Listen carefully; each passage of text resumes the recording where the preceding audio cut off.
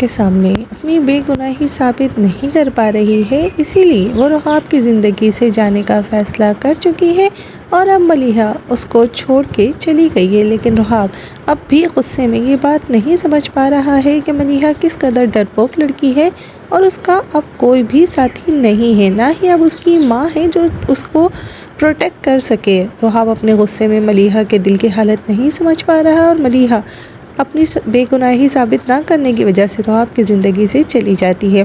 رحاب جب گھر آتا ہے اور اپنی ماں کو بتاتا ہے کہ وہ ملیحہ کو لینے گیا تھا لیکن ملیحہ نہیں ملی ہے، تو اس کی ماں اس پر بہت غصہ کرتی ہے اور اسے یہ بھی کہتی ہے کہ ملیحہ جیسی لڑکی کی وہ ناقدری کر رہا ہے، کیونکہ ملیحہ کو وہ جانتی ہے کہ ملیحہ بہت اچھی لڑکی ہے اور رحاب کا بھی تو ایک پاسٹ رہا ہے۔ پھر رحاب کس منہ سے ملیحہ کے پاسٹ کے بارے میں یہ باتیں کر رہا ہے؟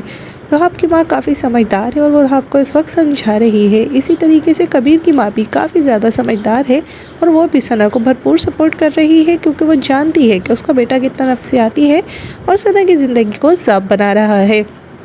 میاں بیوی میں عزت اور احترام کا رشتہ ہوتا ہے، لیکن کبیر نہ تو ثنا کی عزت کرتا ہے نہ ہی اس کا کوئی احترام ہے، بلکہ وہ ثنا کو دن بدن اذیت پہنچاتا رہتا ہے۔ پتہ نہیں اس کے دل میں کیا چلتا رہتا ہے کہ وہ ثنا کو نہ خوش رہنے دیتا ہے نہ ہی اس کے ساتھ خود خوش رہتا ہے۔